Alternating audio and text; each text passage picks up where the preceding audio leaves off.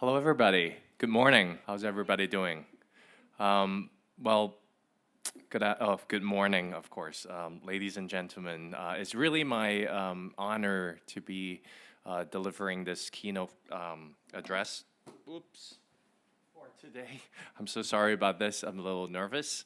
But this is a very important topic. When I got the invitation from NIDA and AIDS Concern, they asked me to give a perspective from the health equity angle to look at HIV and AIDS and sexual health. So this is what I'm going to do today. If you haven't heard about health equity, this is good because I'm going to make a case for health equity to look at sexual health today. And if you have studied or encountered this topic before, this may be familiar to you, but it will serve as a recap of some of the thinkings in health equity. So health equity matters is what I'm trying to get at today. And this is the aim for today. I'm going to describe the phenomenon of health equity and inequalities and introduce the concept of health equity to make a case why it matters and to illustrate the concept of social determinants of health. To argue why we should go beyond just the more conventional distributive justice to address the social determinants of health and to describe some strategies, overarching strategies to address social determinants of health. And at the very end, I will pose a challenge to every one of you today. So, thank you, AIDS Concern, for the invitation. I would like to acknowledge my colleagues, research team, and PhD students, and also the Institute for Health Equity, and also the funders for my research work. So, health inequalities, 健康不平等, okay? So, let me give you some empirical evidence of health inequalities. So, this is health inequalities when you zoom out, right? This is global health inequalities. As you can see over here, this is on the x-axis is the GDP per capita, the wealth of a nation, and then on the y-axis we have the health of the nation as measured by life expectancy at birth, right? As you can see over here, if you increase the GDP per capita for a lot of these developing countries, then the health indicator just skyrocketed, right? But then there will be a turn and it will plateau, even though there will be slight increase afterwards, right? But then it will only increase just a little bit, okay, for the developed countries. And this is famously called the Samuel Preston curve. Now, if we zoom in to some of those richest countries, as we see, they kind of plateau. What we see here is that if you put income inequality on the x-axis and the y-axis the same, health indicator, health problems, you will see that if the society or the country is more income unequal, right, the Gini index is higher, right, then actually there will be more health problems. The people will tend to be, on average, less healthy. Then if we zoom in to one of these developed countries, and in this case, this is the UK, all right? And the little dots are the neighborhoods. And on the x-axis now, we have the neighborhood income deprivation. So if you go along the line of the x-axis, you will become least deprived, okay? The more deprived are at the left-hand side. On the y-axis, we have the life expectancy. We see a couple of things. Number one is that deprived people, they die younger. And number two, the deprived people also suffer longer from disability. So they start to have disability younger. They live a longer life with the disability, but also die younger, right? So we call this a socioeconomic gradient in health because it's not a dichotomous concept. It's not like, oh, you're poor, then you will be worse. It's like talking about this gradient 一個梯度 okay as you go along as you get wealthier right you're going to get healthier so it affects everybody the whole idea about socioeconomic gradient and health is that it affects everybody not only those people who are labeled as poor this is the US we see very similar things right income on the x-axis again as you get richer the percentage of people reporting poor health gets lower. And in Hong Kong, what about Hong Kong? Okay, so these are some of those papers that we have done and a lot more, but I'm just highlighting some important key findings from my own research with my research team. We found that in Hong Kong, deprived people have worse general health than their richer counterparts. 66% of them are more likely to have worse physical health, and 83% are more likely to have worse mental health. The deprived also have greater risk for chronic diseases and multi-morbidity, meaning multiple chronic conditions. Right? People of education attainment of primary or below were 28.7 to 68.9% more likely to suffer from multi-morbidity. People with income less than median household income were 43.3% to 52.2% more likely to suffer from multi-morbidity. Jobless people were 63.9% more likely to suffer from multi-morbidity. And compared to smoking, which a lot of people know that is a public health hazard,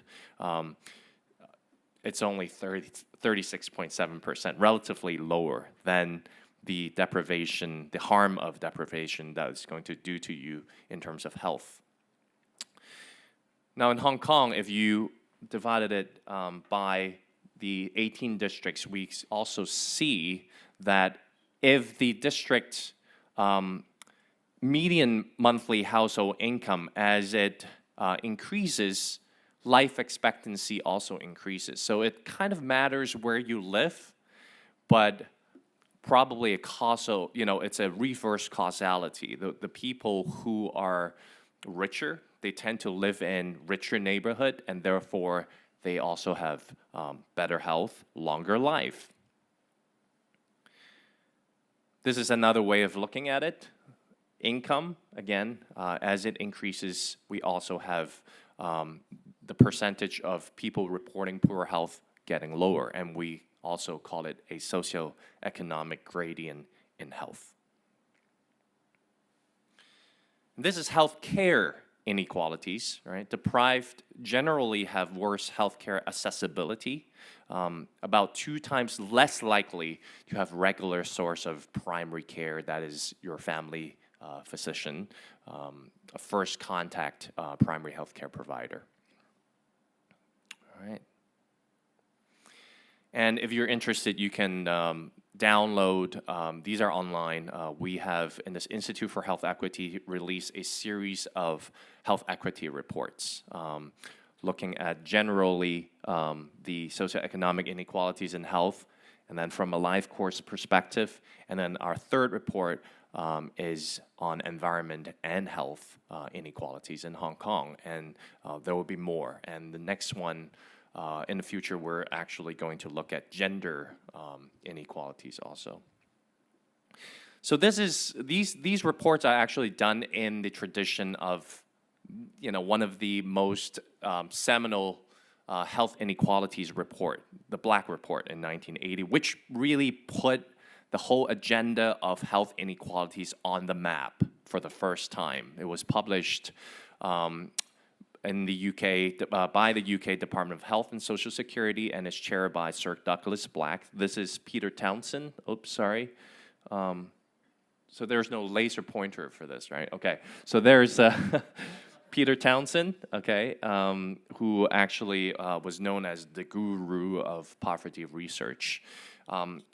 You have to understand that back in 1980, at the turn of the decade, from 70s to 80s, a lot of people thought that they have won the war against, the most treatable infectious diseases. They have really won the battle against, diseases in general, and they believe that, with research and innovation and technological advancement, they can solve any problems. And in the UK, they have the National Health Service, and a lot of people were thinking, health inequalities, that's not possible. We have, one of the best healthcare systems in the world that is almost free of charge, run by the government, supported by government revenues and taxation. How could that be? Everyone can access healthcare.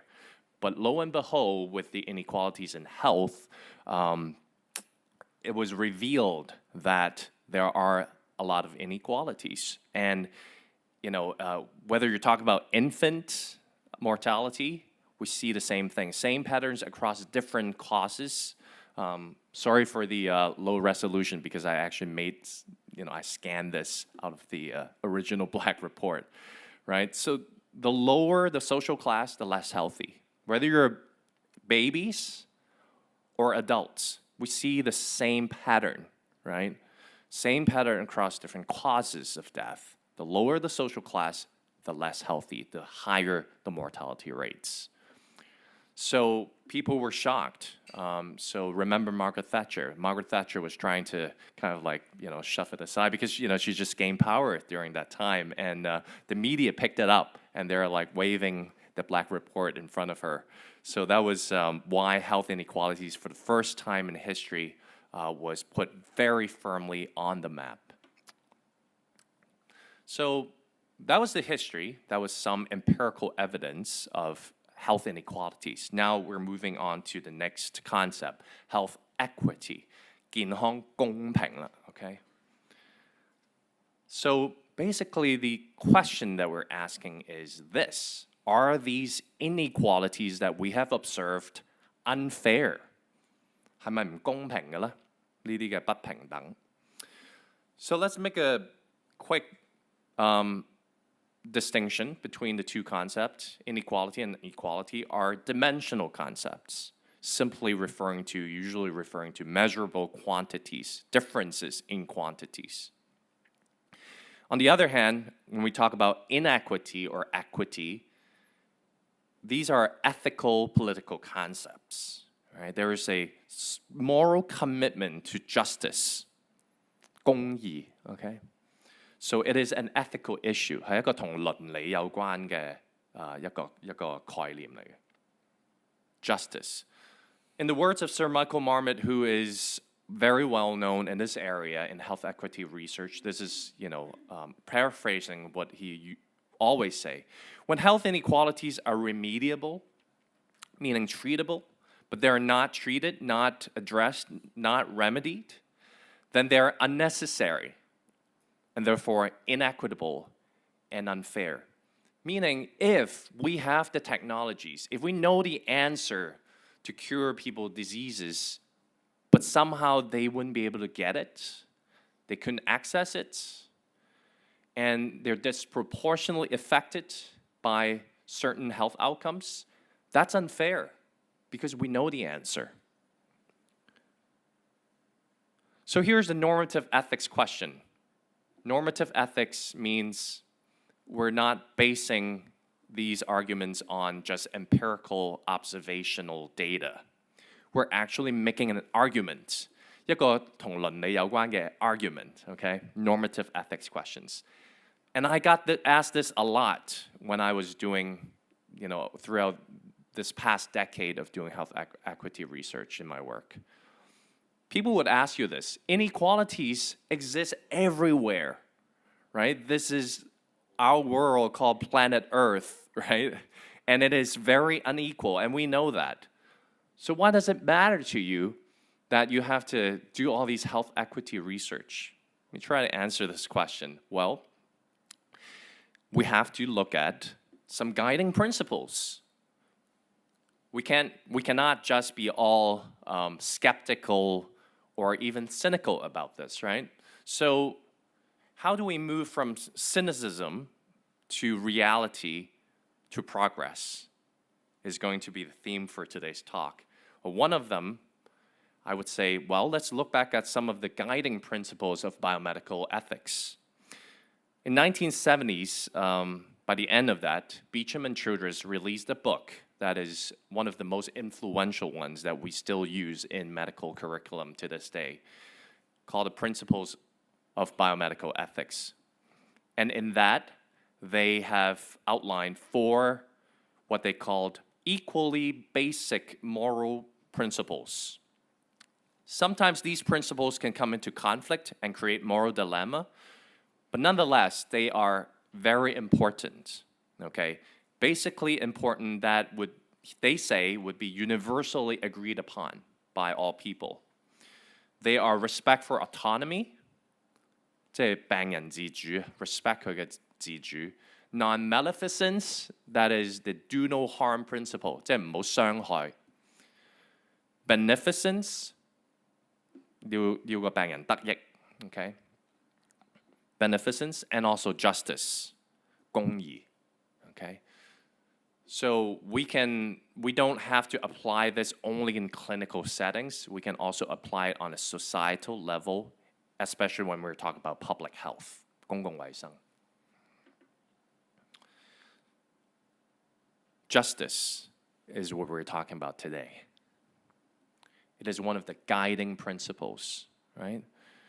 So let me go back a little bit to the definition of health, right? How do we look at health? And I really appreciate the outline for today's conference, that we are splitting it up into 3 dimensions: physical, mental, and social well-being. And let's not forget, not merely the absence of disease or infirmity.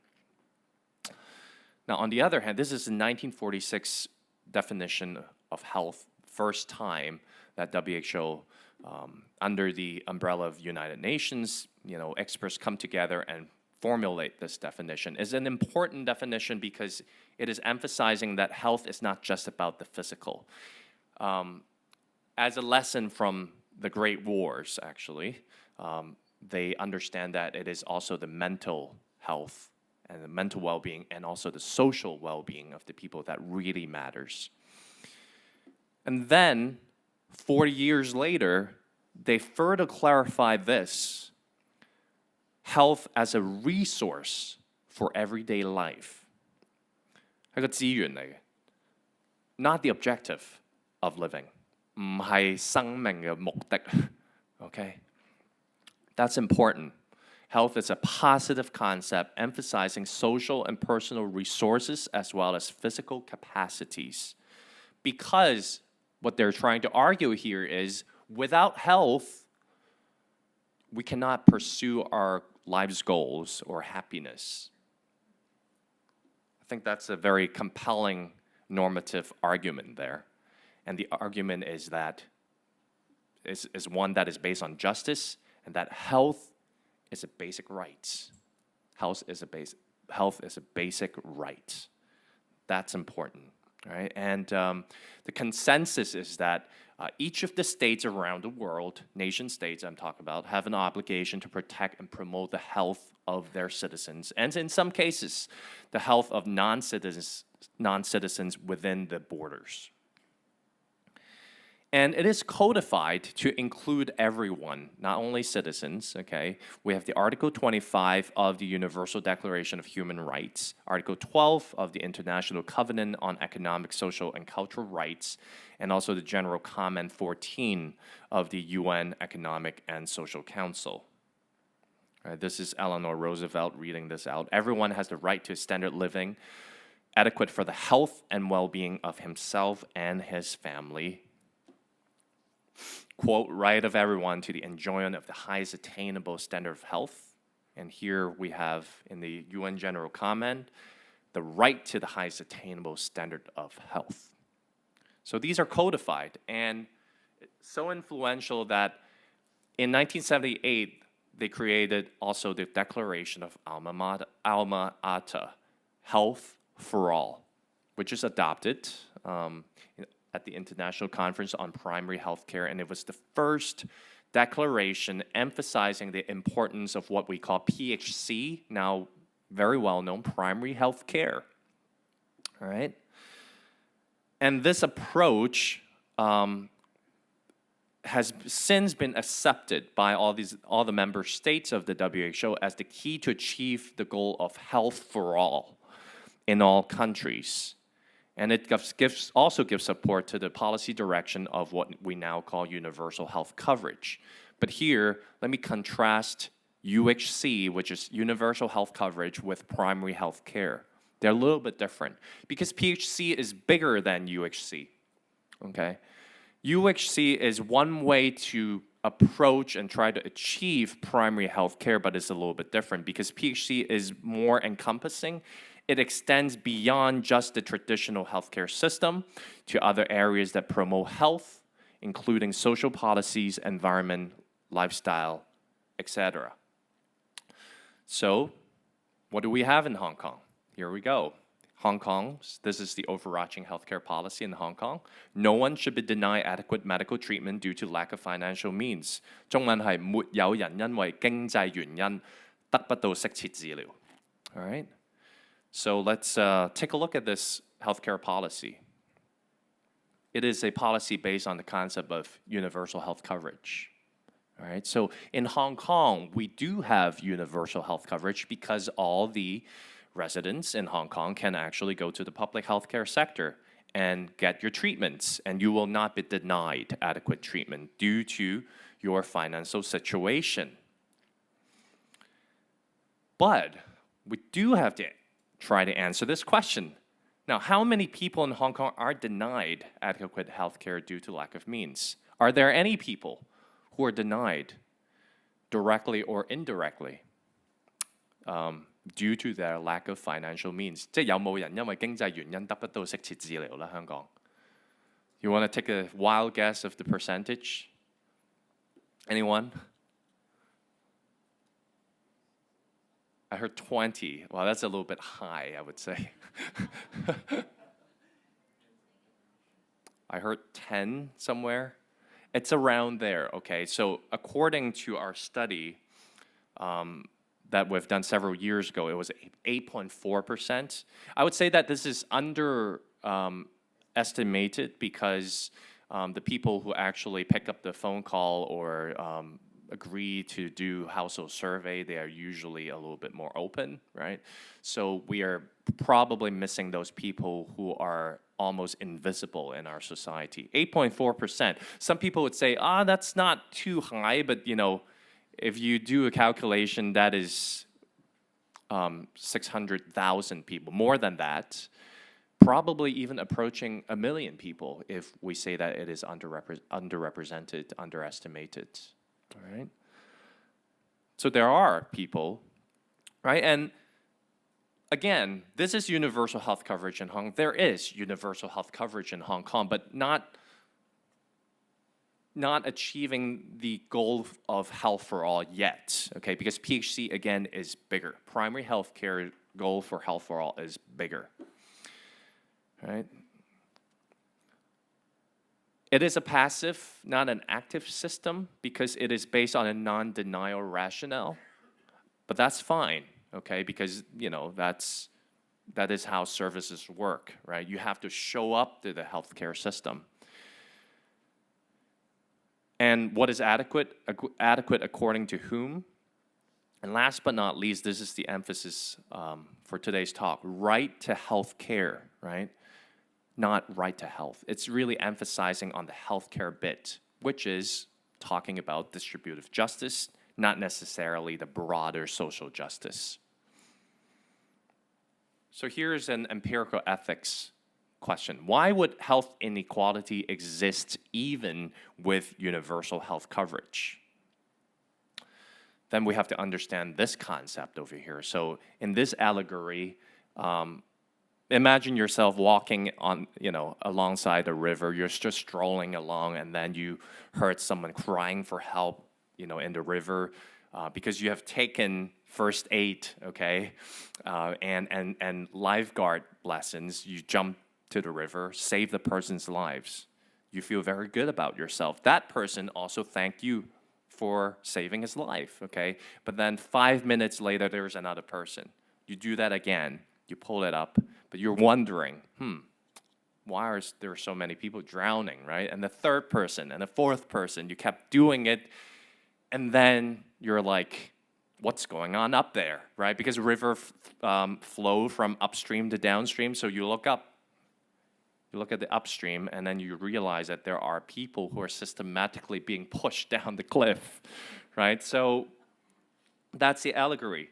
On the downstream, what we're doing here are services, healthcare services, but there are these structural determinants of health, right? And this is what we call social determinants of health. 健康嘅社會決定因素, okay?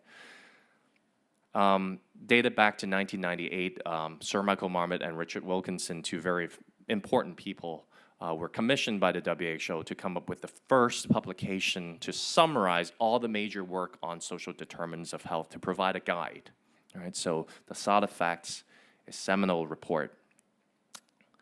And with this commission, they came up with the framework for the social determinants of health, which I would like to spend just a little bit of time talking about, okay? So usually when we talk about the downstream factors, we're talking about material circumstances, behaviors, biological factors, and psychosocial factors. These are the usual point of interventions. Now, with social determinants of health, they are pushing it a little bit to the upstream. They are talking about these over here. Structural determinants of health, including governance, the policies. We're talking about not only healthcare policies, but also macroeconomic policies, labor market policies, housing and land. I mean, when I talk about housing, then everybody in Hong Kong would be like, yes, of course, you know, housing affordability and health, they are related. And I have actually published a paper talking about that. So if you're interested, let me know. Education, social protection, and also, last but not least, culture and societal values. All these things would give you a distribution that is unique to your society of socioeconomic position that are going to be proxied by social class, gender, ethnicity, education, occupation, and also income, okay? Now, two things that I would like to emphasize. You see that health system, it's in the downstream. It is put over there on a purpose to remind everybody that people get sick, then they show up in the health system. So therefore, it is in the downstream, okay? In the upstream, we're talking about these policies, these governance, and last but not least, culture and societal values that I would like to say something about today. This is the Chinese version. If anybody want to, you know, take a quick snapshot, please go ahead, okay? This is translated by myself. Okay, all right. Addressing it. How do we address it? How do we address these social determinants of health? And I think we have to think beyond distributive justice. 超越資源分配公義. You would realize that the WHO, when they released the 2008 report, it is actually directed to the government, right? These are policy-level recommendations, improving daily living conditions, tackle the inequitable distribution of power and money and resources, and also doing evaluation. But can we go beyond that? I like this illustration because I think I personally like it better than the baseball one that probably a lot of you guys have seen. Now, this is inequality. No two, there's one with more resources. But if you give equal tools to different people, still there's equality, but not actually equity. Okay, so here you go. So someone is getting a longer tool. And we say that, well, that's more resources, that is distributive justice. But a lot of times we forget about the fences, the barrier. The barrier are the social determinants of health, and we need to think beyond distributive justice to tackle them so that we can live in peace. And one thing that I always like to say is that justice is not a stagnant state of affair. It is a goal that we always have to pursue after. There's this ideology, this ideal form of justice that we have to pursue, but doesn't mean that the little progress that we made are unimportant, right? So there's no case here for complete cynicism and say, well, there's no justice in this world, so why pursue it? I think there's a strong case here because justice requires us to make little progress at a time, and that is fine, I think. So there are two overarching recommendations that I would like to give today, okay? So these are from public health and also from social studies, social sciences. The first one that I would like to talk about is this idea called population health strategy by the great Jeffrey Rose with his strategy of preventive medicine. So he kind of contrasts the high-risk strategy with the population health strategy. The high-risk strategy are actually intervening with those with high risk. He said, it is great, but the caveat is that you're only intervening with people in the upper end, right? It is much needed. They need the help and the interventions, treatments and managements, all that.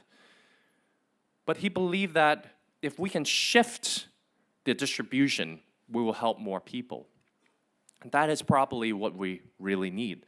I think health equity really lends itself very well with the population health strategy because what he's saying is that we need to shift the population mean and the distribution from a more harmful environment to a less harmful environment. And by that, I not only mean physical environment, but also the social, cultural, and political environment.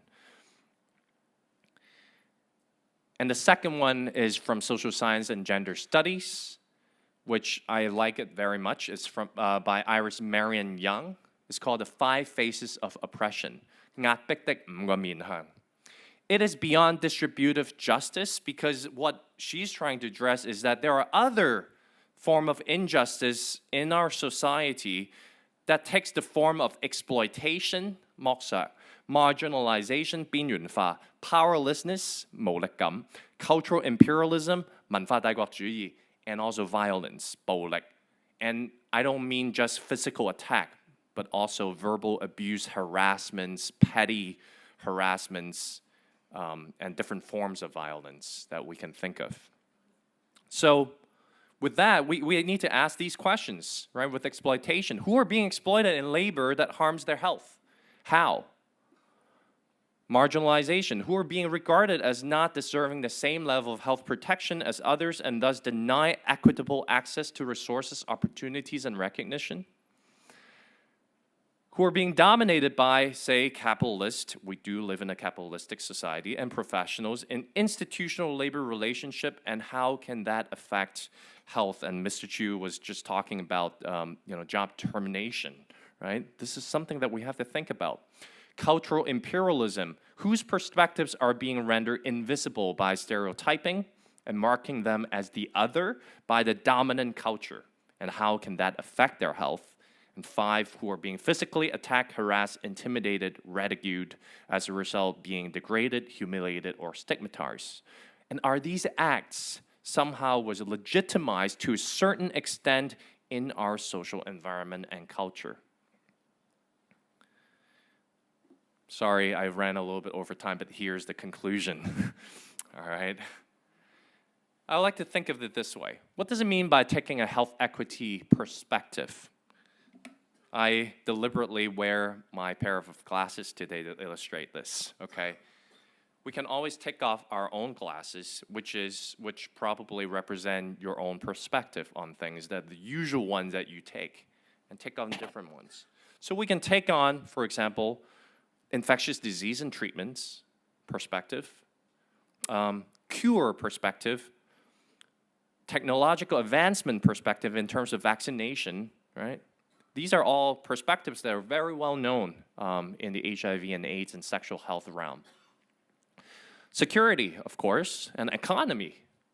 Yes, for a lot of those developing countries especially, they really affected security and economy. You can take on the lens of resources and cost effectiveness, but also today I'm advocating for a lens, a perspective of health equity. Take off the other lens for just a little bit while, take the health equity lens and look at the problem at hand. And what you will see is that there are two things, right? High risk, as Jeffrey Rose put it, then we'll be focusing on socially disadvantaged and vulnerable populations, but at the same time, we can take a population health approach.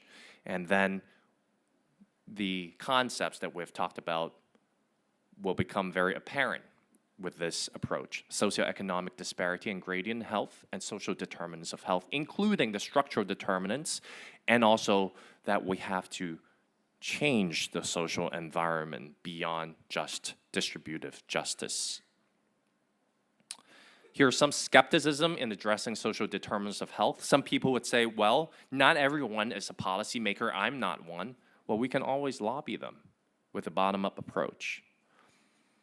Only policies can change the distribution of wealth and socioeconomic position in the societies. Well, yes, but aware of these inequalities matter in our services. They can be taken into account. And here's a myth. Addressing social determinants of health is only a matter of distributive justice. And today I say no. It goes beyond distributive justice to address the different phases of oppression that these people may face in our social environment, and these are very relevant to sexual health. So here are the take-home messages. Health inequalities exist across countries and within countries.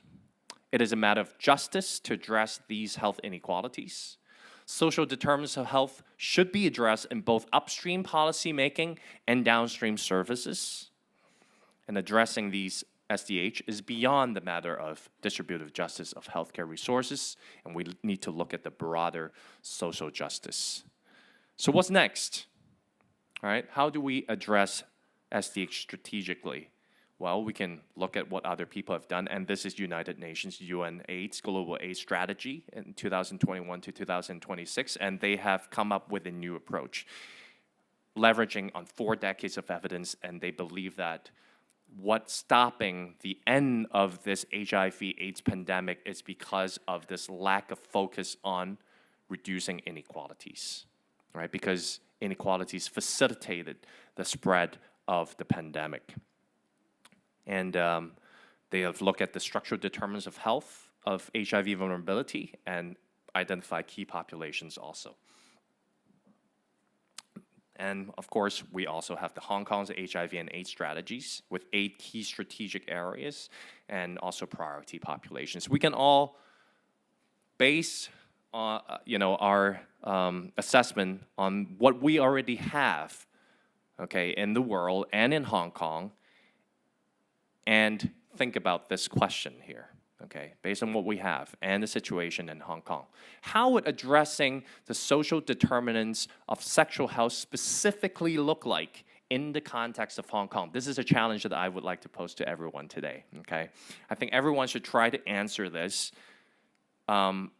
thinking about your own role, your own duty, your own responsibility, okay, your own position. What can you do to address the social determinants of sexual health in Hong Kong?